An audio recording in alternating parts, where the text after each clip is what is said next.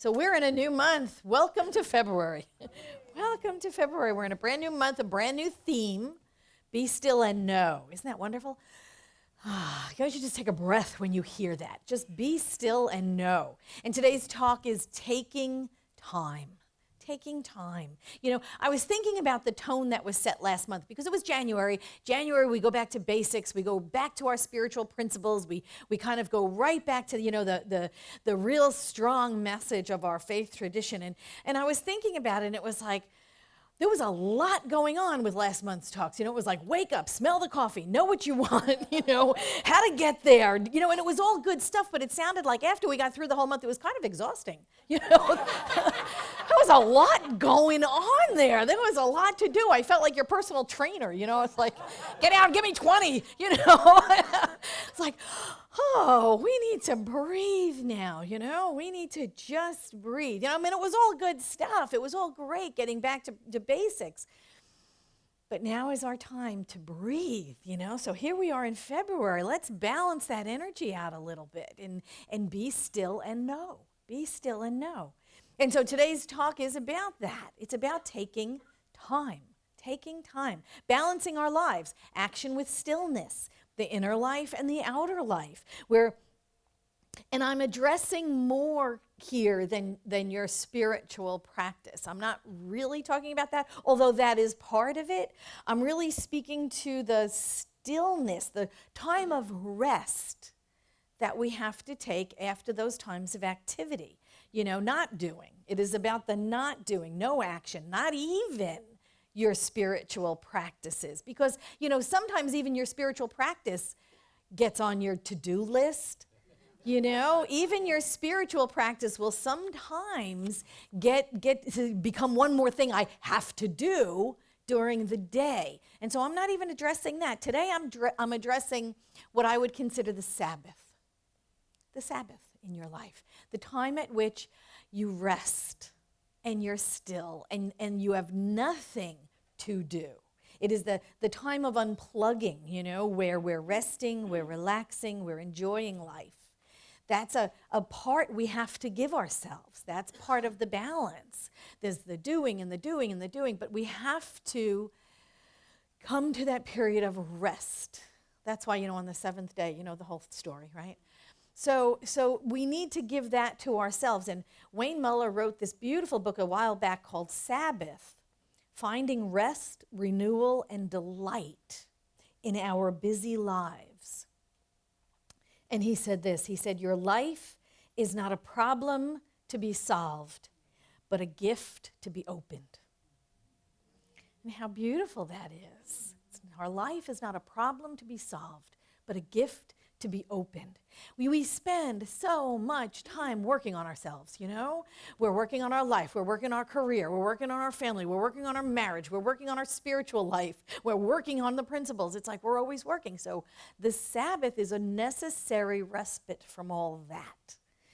When even our personal spiritual practices become work, we need a personal retreat from all of it. And so that's what I'm addressing today.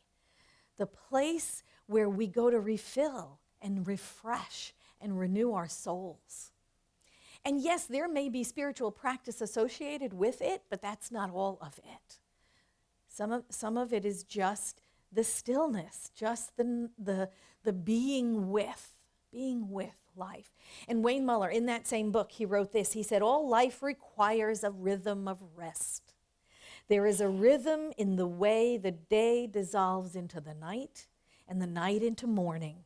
There is a rhythm as the active growth of spring and summer is quieted by the necessary dormancy of fall and winter. There is a tidal rhythm, a deep, eternal conversation between the land and the sea. And that's what we're talking about. We're talking about that quiet conversation, that period in which we rest. There is a stillness that is just as important in our lives as the productive times. There is periods in our lives that are just as important. Rest times, silly times, sleep times, playful times, prayerful times. All of those different times in our lives are as important as our productive times. You know, Ecclesiastes, right? 3:1, to everything there is a season. And that's what we're talking about here. There is a time for play. There is a time for work. There is a time for prayer. There is a time for activity. There is a time for rest. Springs are for planting, yes? Springs are for planting. Summers are for growing into the fullness.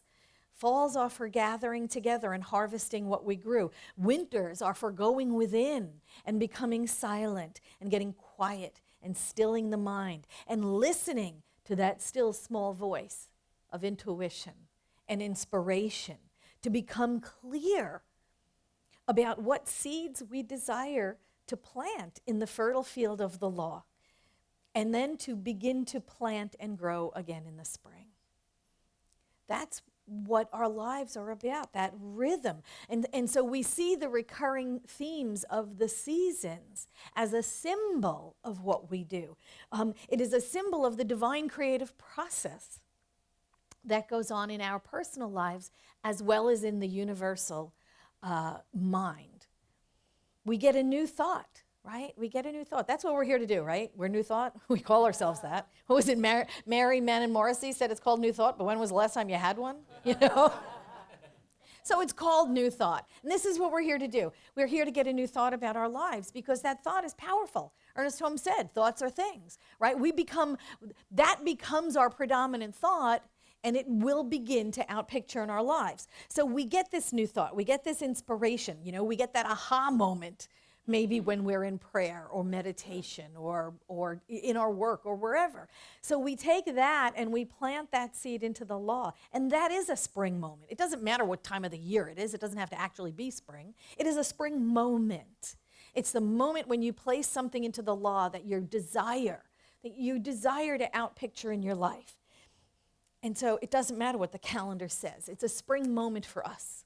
And then we see that manifestation start to take form in some sort of change in our lives. Some shift occurs. Something is different. Our ideas grow, right? They grow. They break forth through the earth. And we see, aha, there it is. You know, something's changing. Something's different. And then we continue to nurture that. We continue to nurture it with our thoughts, with our inspirations, with our emotions and our feelings, knowing the rightness of that thing. And as it takes form and it begins to grow, it grows into full bloom. We do get shift in our lives. Something changes at the level of the condition. And in the summer, the growth and maturity of that thing becomes a new way of doing whatever it was, right, that we had planted. And we celebrate our good, and we harvest our good. We take advantage of that demonstration of the good in our lives. And that's what the fall is all about, bringing it together, harvesting it, acknowledging it, being grateful for it. And then the winter comes again, doesn't it? The winter comes again because what we know is that when the goal is completed, the beginning of something new is right there. It's right there on the other side of that same door. Something closes, something else opens. Something ends, we find completion in the cycle, then there's something new in the very next moment. There's something new. So in the winter, after we have manifested our good, there is that time of stillness, the time of going inside for inspiration and for intuition. And then something new is birthed within us, a new idea, a new thought, a new goal, a new desire. In those quiet and still moments of winter. And then we go and plant again. The months of the year tell us this. It's a symbol of what we do. It's a symbol of the divine creative process. The hours in the day are a symbol of the divine creative process, forever cycling through our lives to remind us that is how we operate also. We are in the same rhythm as the divine creative process. We are in alignment with it. In our own personal lives are a reflection of the universal mind of God and how it outpictures. So the months, the seasons, the hours, they're here to serve as symbols for us, reminders for us of what we do. We reenact that year cycle. Every single time we place ourselves in the flow of life. The months of the year, the days, the hours of the days, they're all the cyclical things that speak to us of that great story. The great story of our lives. Wayne Muller, in that same book, went on to say this. He said, when we live without listening to the timing of things, when we live and work in 24-hour shifts without rest, we are on wartime, mobilized for battle. Yes, we are strong, and we are capable people, and we can work without stopping, faster and faster. Electric lights making artificial day, so the whole machine can labor without ceasing. But remember, he goes on to say, no living thing lives like this. No living thing lives like this. There are greater rhythms, seasons, hormonal changes and cycles, sunsets and moonrises, and great movements of the seas and the stars. We are part of this creation story. We are subject to its laws and its rhythms. And we have to honor that. And that's why the balance in our lives is so important. We have to balance all that activities because we're great active people, aren't we? We are fabulous multitaskers, or we think we are. We don't really multitask. We just do this and that and this and that and this and that so fast. We think we're multitasking, but we're really not. But every time of the year has its times of activities and stillness. Each season comes with its observations to make. You know, just think of everything. Okay, just think of everything that we have observed this past week. Just say, for example, this is a great week. This is a great active week, you know. Groundhog Day, right? February 2nd, there was Groundhog Day. I mean, we get together and we observe these things. These are seasonal things. So February 2nd, a rodent predicts our weather. The hell is that about? You know, we believe the rodent, but we don't believe the climate scientists. You know, go figure, right? Okay, so February 2nd, we got a rodent predicting our weather. No shadow, early spring, yay. Okay, whatever. There is the observation also at this point in time of Imbolc. It's an old Celtic celebration. It's the welcoming of spring. It's a pagan celebration. I think the actual term Imbolc it refers to the ewe's milk. And it's a celebration at this particular point in the year, in the calendar, because it's halfway between winter solstice and the spring equinox. So it's that midpoint when spring is coming. We know it's happening. And also in this time, there is a Christian celebration also, Candlemas. And Candlemas is the celebration of the day, allegedly, that Jesus was presented to the temple after the period of purification, and he was brought to the temple as a child. This particular week also corresponds with St. Bridget's Day. St. Bridget was a Celtic goddess of fertility, so you can understand why that's important at this particular time of the spring. So we have all of this stuff going on. We have all of these observations, all of these important ideas of this particular time of the year, and each season has its own things, right? Each season has this. We're coming up on one of the most important, American observations today, right? Super Bowl Sunday, yay. It comes with its own rituals, doesn't it? Really, the chips and the dip and right, the wings and the beer, and it has its whole set of rituals. We have different things that we observe in different times of the year. Chinese New Year starts tomorrow, right? Chinese New Year. it's a 7-day celebration of the turning of the calendar. We're entering into the year of the monkey. Yay! I'm a monkey. Yay! I'm a monkey. That's why we get along so well. He's a monkey too. It's true. So we observe these cycles. We observe these cycles in the times of the year, the years, the calendar years as they go by. They are also cyclical. These times call us to go deeper because we have these observations around seasons and around hours. And so we do certain things when we are called in those certain times of the year. So it doesn't matter what you celebrate. You can celebrate all of it. You can celebrate none of it. It really doesn't matter, It's about the calling. It's about the stirring in our heart. It's about our own personal power that we bring to these things. You don't have to celebrate any of those things I just talked about. Maybe you didn't, I don't know, did you see the rodent on TV? He was gigantic. When Larry and I, when the kids were little, his faith tradition from his childhood was, he was raised Jewish, I was raised Catholic. So we would mash, the two holidays together in the wintertime. We came up with Christmas, Hanukkah, we came up with Hanukkah. It was great, candles, trees, whatever. So you make it your own, But here's the thing, it's a symbol of something else. It's a symbol of something else. It's a call for us to go deeper. It's a call for us to recognize the cyclic nature of our own lives. And it's about taking that time out. It's about taking the time out of the busyness of life to do something different, to step outside of space and time, and to really understand that we are in the rhythm of a greater life. We are in the rhythm of the one life of spirits. Ernest Holmes said in Creative Mind and Success, he said, in the silence of the soul's communion with the great cause of all being, into the stillness of the absolute, into the secret place of the Most High, back of the din and the ceaselessness roar of life, we shall find a resting place and a place of real spiritual power. And that's what we're talking about. We're talking about unplugging from the busyness of the life, removing ourselves from the busyness, the doingness of life, and retreating. Ernest Holmes didn't use that word retreat. He didn't care for it very much. I remember when he used to talk about going up to Asilomar with the group, and they used to call it a spiritual retreat, and he said, nah, it's really a spiritual advance, because we get together to move forward. But I like the idea of the word retreat, because we're retreating from life, from the busyness, from the doingness, from always having to be on. And it's much more intense now with cell phones. Do you notice that?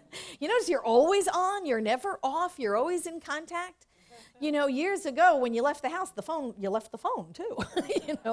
You came back and they had the advent of the answering machine, then at least you could see what calls you missed. But you were outside of the stream of life. And so what you do when you retreat is you let go of those things. It is important to have that time out for yourself. It is the time in which you feed your soul. And like I said, some of it may have spiritual practice in it, but that doesn't have to be all of it. I'm not speaking to your spiritual practices, although, like I said, it may be part of it. But taking time out from the stuff you have to do. And sometimes even your spiritual practice is that. It's something you have to do. I have to get up in the morning. I have to meditate. I have to pray. I have to, you almost get to that point. So even that is, we're talking about stepping away from that. Anything that nurtures you, what feeds your soul, what nurtures you, that is what you can retreat into. Whatever that is, even if it's, sitting with a good book, even if it's sitting at the ocean, just being in that time out. And what we do is we consecrate our Sabbath. That is a personal Sabbath. It doesn't have to be a whole day. It'd be nice if it could be a whole day. But even if it's not a whole day, even if it's only 6 hours or 4 hours or 2 hours, whatever, you set it aside and you bookend it, You consecrate it. This is holy time. This is holy time I'm setting aside to nurture my soul. It is holy time that I'm setting aside, and I'm observing my soul being renewed and refreshed. And I'm telling you, it's a time in which you must set boundaries.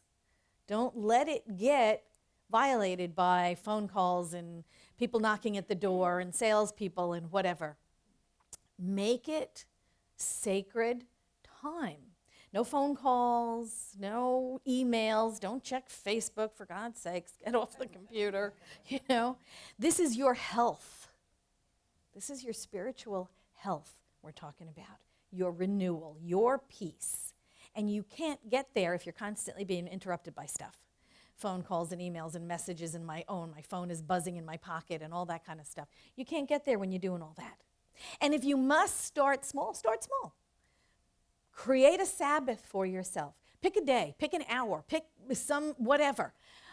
It doesn't have to be Sunday. Look, I work on Sundays, so Sunday's not my Sabbath. But you pick something, some place, some time that is simply yours. That is simply yours. It's your time to renew, to refresh. Start with a 2-hour block of time, and do with it what you will. Sit on a rock, in the middle of the woods. Sit in your backyard, read a book, play tennis. Whatever it is, sing. You don't want me to sing, but you can sing. But sing. I mean, what fills your soul? What renews you? What refreshes you? That's what you do, even if it's just unstructured time. The whole idea of we live very, very structured lives. We fill in everything. We have date books and we have calendars and we have things on our phone and we have every minute of the day is accounted for. So maybe it's just unstructured time where nothing is on the calendar. It's just a big blank empty space. And you get to do with it whatever you want to do with it in that moment. Maybe it's lying on your back looking up at the clouds, like we used to when we were kids. Maybe that's all it is. But stick to it. Don't let it get stolen from you. Stick with it. And here's the other part that's really important about it. If you put it on your calendar, if you claim your space, you create a Sabbath hour, a Sabbath day, whatever, and you claim your space, even if you're in the middle of doing something, stop what you're doing and observe your own Sabbath.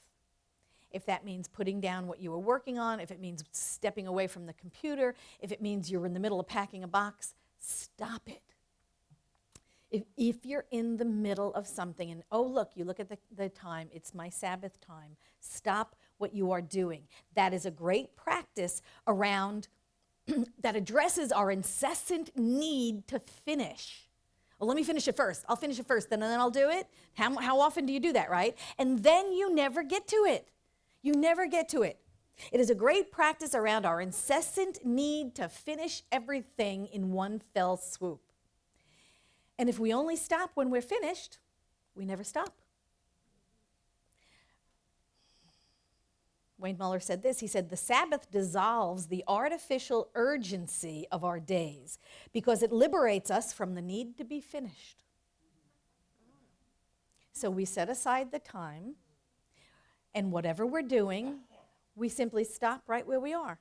If you're cleaning the garage, that feeling, when you walk into the garage and you go, oh my God, I gotta clean the garage. And you become overwhelmed because there's so much to do that you walk out. You got it. That you turn around and say, I need an iced tea. I need to do something else. It becomes so overwhelming that you become paralyzed, right? Because we have this idea in our minds, we have to finish it. We have to finish what we started right then and there, and it just becomes this Herculean task we cannot finish. So instead, we go in and we go, I'm going to pack a box. One, that's it. I'm going to pack a box, just one. That's what I'm going to do. And even if you don't get the whole job finished, you get a part of it. You get a part of it. And then when your Sabbath calls, you go, it's time for my Sabbath, and you can put it down without having it done. And you go do what you need to do. We get paralyzed sometimes when we see those big overwhelming jobs that we need to do because we realize how much time it's going to take, and we don't have all that time in that one day. Well, yeah, you're right, you don't. So you do the little bites, you do the little pieces, like Jacob Glass always says, you take those little penguin steps. I love that. You do what's in front of you to do, and you can't get it done in one sitting, that's okay. And it releases us from that obsessive need to get it all done in one day. So your Sabbath has that purpose also. Taking the Sabbath reminds us we take this time for ourselves. We take it to renew our souls. We take it to refresh our lives. We take it to refill. And the work will still be there when we're done. We can come back off of our Sabbath. It'll be there. But we must take that time. And the first way to convince yourself to do it is to understand that you must believe you're worthy of it. That's the first thing. If you're going to create a Sabbath in your life, if you're going to create this holy time in your life in which you are just doing nothing but refilling you have to believe you deserve that time, first of all. So that might be what you need to work on. Stop feeling guilty. You know, we don't do guilt here, right? You know that? We don't do we don't do guilt. Guilt has got a shelf life of about 5 seconds in our movement. It's just to kind of get our attention, tap us on the shoulder and go, hey, you know what? You could have done that better. You know, that's all. That's it. That's what guilt does. You could have done that a little differently. Maybe it'll help you the next time. But that's guilt's purpose. So you don't feel guilty about giving time to yourself. Stop feeling selfish about it. There is a huge difference between selfish and self-care. Okay, we're talking about self-care. You're not your best when you're drained and everyone came first and you don't even finish in the top 10. So it's about self-care. Decide that you are a better version of you when you are filled and refreshed.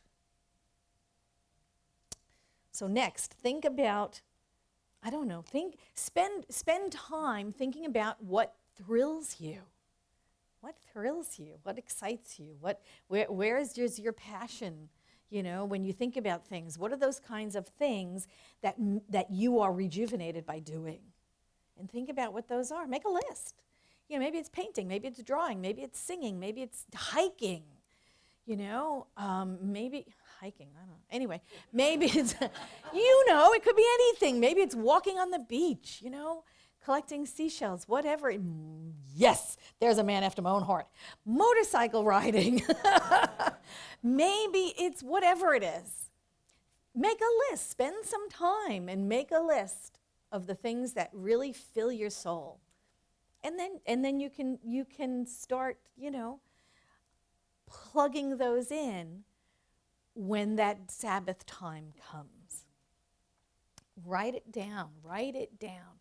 Next thing you want to do is write another list. You want to write all your time wasters. Write down all your time wasters, because you know why? Because when I tell people, take a time out, right? That's what this whole talk is about, taking time for ourselves. I don't have the time. Everybody says that. It's first thing. It's like an automatic answer. It's the American answer. Oh, God, I'm so busy. I don't have the time. Well, I bet you do. I bet you do. I bet if you really looked at your time wasters, how many times do you check your email? How many times do you check Facebook? How many times are you all searching for something that you don't know where you put it? Yes, but it was just here. What did I do with it? How many times do you go to the store? 3 times when you could go to the store once if you were more organized, right? There's plenty of ways in which we waste time. So write that list down and see how do you reorganize your shopping trips so that it's easier. Reorganize all of those little time wasters so you're only doing one thing instead of going out and back 3 or 4 times. The next thing you need to do in order to create this Sabbath time for yourself, it's a little teeny tiny word. I want you to become reacquainted with it. The word is no. The word is no. And here's the interesting part about that word. It does not need any explanation. You know that no because, you know, it's like, oh, I really love to, but you don't need it. Don't need it. You don't have to explain yourself to anyone. You don't have to provide excuses. You don't have to justify why you're not participating. Someone asks you, someone wants you to whatever, you're just like, no, it doesn't work for me. Oh my God, you know?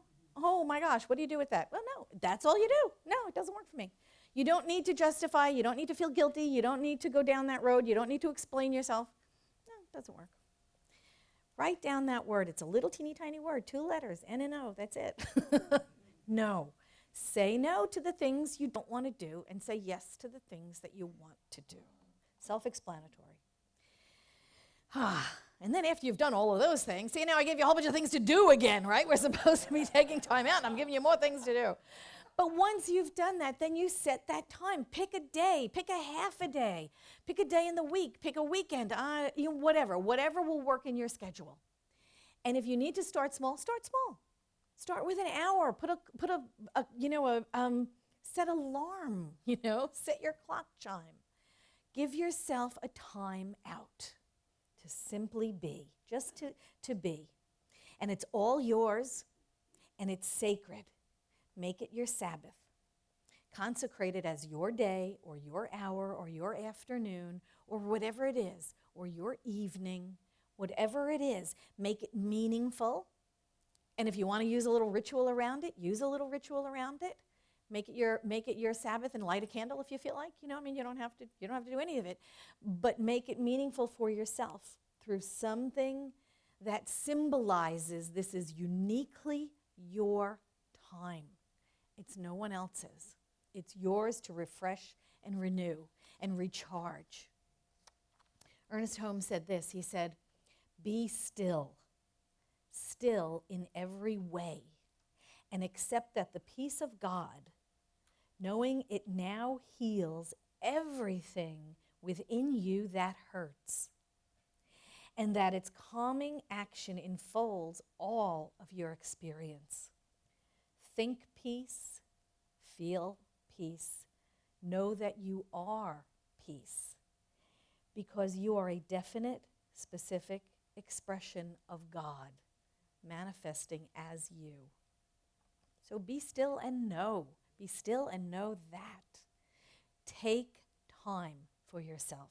Give yourself the gift of re-entering your own sacred space, your own I am-ness.